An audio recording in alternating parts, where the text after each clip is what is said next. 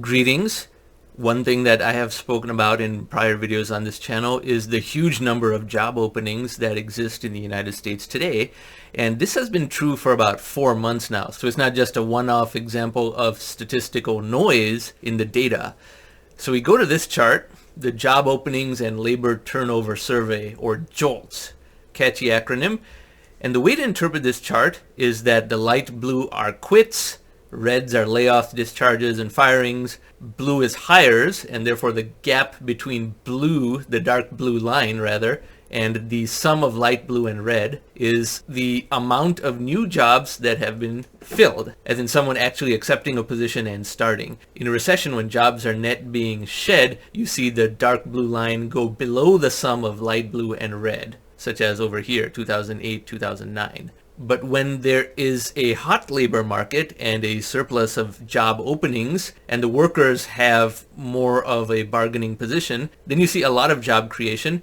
And this yellow line is the one we're going to talk about today, which is job openings. Again, in a recession, the number of job openings gets low, but never goes to zero. It's obviously still well over 2 million, even in the deepest of the deep recession, because some work just still needs to be done.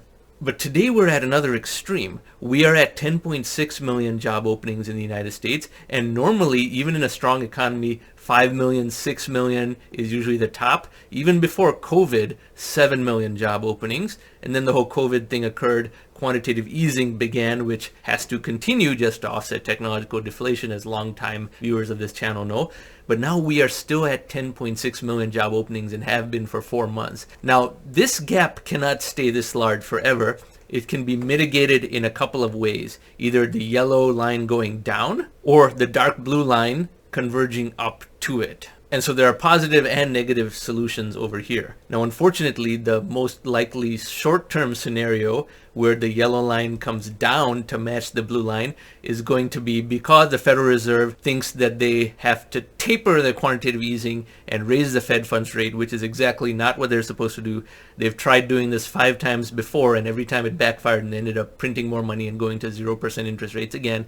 But they're incapable of learning about the new economics of technology. Anyone with a PhD in economics knows a huge amount of theory that is simply obsolete in the modern day and age. And they're too emotionally attached to the body of knowledge that they devoted their lives to and that their careers depended on, that they just cannot accept that the entire body of knowledge that they have studied and that all the PhD economists that they know have also studied is pretty much useless at this point. And I'm referring to PhDs in macroeconomics. So when the Federal Reserve causes a stock market crash, all these open positions will be canceled and these 4 million extra job openings above the baseline will go away. The yellow line will come crashing down because the Federal Reserve decided that there were too many job openings and too many people were having jobs. They use language like that. Too many people have jobs. And that is what one says when someone is hyper-theoretical. No concept of what actually improves the human condition versus what doesn't. To them, it's just a bunch of lines and charts. So that's scenario number 1. Scenario number 2 is that this keeps rising because it was rising before COVID and therefore even before the latest wave of quantitative easing, both worldwide and US. And this goes to what I say, that automation actually creates more jobs than it automates. And I discussed that in this video over here, because now automation is accelerating, which means the number of higher paying jobs that are being created is rising.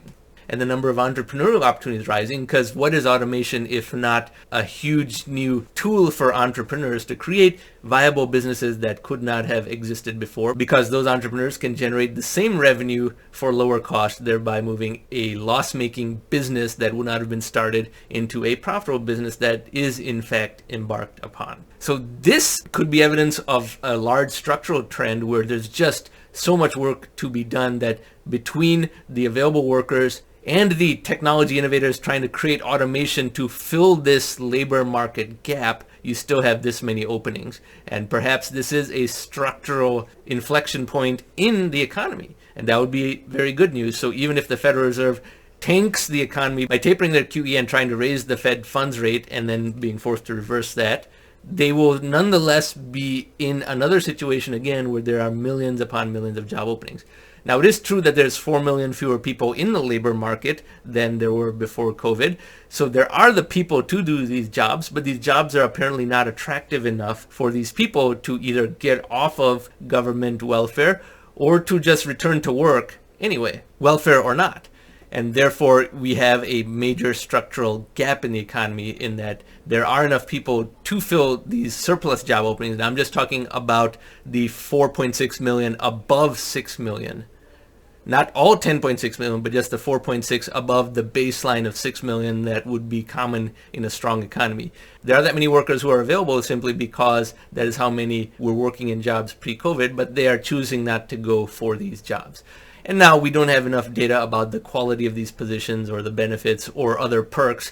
But at the same time, you would think that in a telework world, in a Zoom-based workforce, a lot of people can apply for jobs that they could not have applied for before, and jobs could be fractionalized as well. I happen to know people who are now doing 2 jobs, meaning not 2 jobs with 2 sets of benefits, but 1 full-time job, but they also have a consulting gig, and they do it kind of during their free time of their normal job because they are working from home in both cases. Therefore, now they have a second stream of income that is a viable arrangement that they can continue long-term because they're working from home, and when they work on their consulting arrangement, they don't have to be hiding from their colleagues in their normal full-time job from which they get benefits. So people have increased their income this way because you have this type of fractionalization of workloads as well. So you would think that the telework revolution has greatly smoothed out mismatches between candidacy and job openings.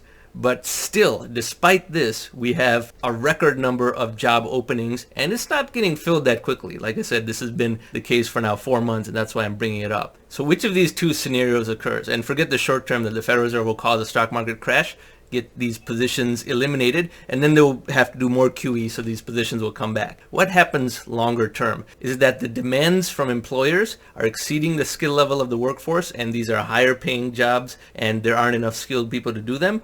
Or is it that these are lower quality jobs and people just don't want to go for these jobs anymore because they're getting enough welfare from the government at this point, the new stimulus packages and such that the federal government has sent out to people has given people in lower wage jobs an incentive to no longer work. And I don't think that's at the scale of 4 million jobs, but if that is a factor here, then that could be taken into account. Or is it because automation is getting into a steeper and steeper gradient of the accelerating rate of technological change on our path to an eventual technological singularity in about 40 years' time from now? Are these yet other early indicators of that increasingly steep trajectory, that automation is becoming so pervasive, that entrepreneurship opportunities are becoming so high that jobs for humans are in fact going in the opposite direction of what everyone thinks, that automation takes away jobs, to the opposite situation where automation is in fact creating too many jobs and there's just not enough qualified people to do these jobs that are in fact being created from a huge amount of automation percolating throughout the economy. And I talk about that in my Atom Chapter 4, which you can read about over here. So this is a surprising conundrum, and we will follow this closely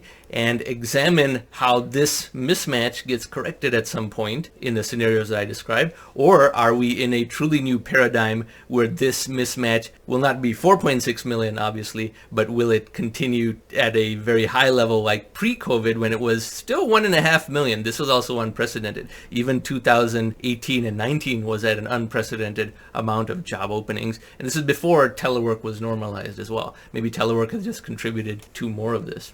Let's see what happens. Now, if you find this type of content to be intellectually stimulating and inspiring enough so that you go out and look into research topics that you may not have considered looking into before, then I encourage you to subscribe to this channel, and thank you very much for watching.